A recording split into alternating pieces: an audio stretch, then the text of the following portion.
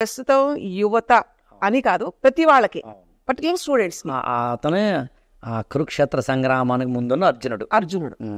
ఇలాంటి దాంట్లో దీనికి క్లైద్యం మాస్మగమ అని నాకు ఏమంటాడంటే వణుకు పుడుతోంది, చెమట పడుతోంది, నరాలన్నీ తెగిపోతున్నాయి, అవతల చూస్తేనేమో నా వాళ్లే యుద్ధం చెయ్యాలో లేదు మానాలో తెలియదు, యుద్ధం చేయమని ఓసారంటావు, వద్దని ఓసారంటావు, ఈ లాజిక్ ఇదంతా నాదే అంటావు, నువ్వు కష్టపడంటావు, రిజల్ట్ ఎక్స్పెక్ట్ చేయొద్దు, కర్మణ్యవాధికారస్తే మా పరేషు కాదరా అంటావు.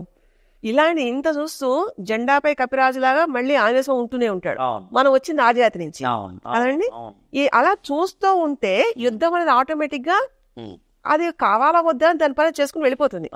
కానీ ఎక్కడైతే మనం మన ఎనర్జీని పెడుతున్నామో, మన ఫోకస్ ని పెడుతున్నామో, మన టైం ని పెడుతున్నామో, నీకుండే ఇంతకాలం ఒక 100 సంవత్సరాల కాలంలో నీ జీవిత కాలంలో ఓ 70% వీటికే వెళ్ళిపోతుంది.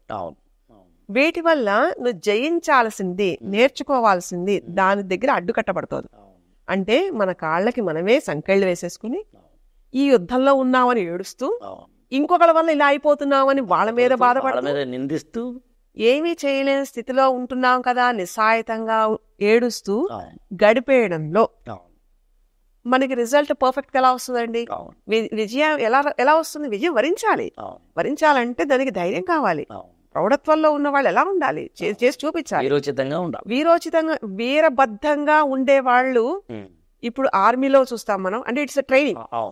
అలాంటి ట్రైనింగ్ ప్రతి వాళ్ళకి ప్రతి క్షణం, ప్రతి ఇళ్లలోనూ, ప్రతి ఏజ్ లోనూ, వయసుతో నిమిత్తం లేకుండా, జెండర్ తో సంబంధం లేకుండా ప్రతి వాళ్ళు ఇలాంటి యుద్ధం ఒకటి జరుగుతోంది, నేను ఇలా ఉండాలని అవ్వడమే.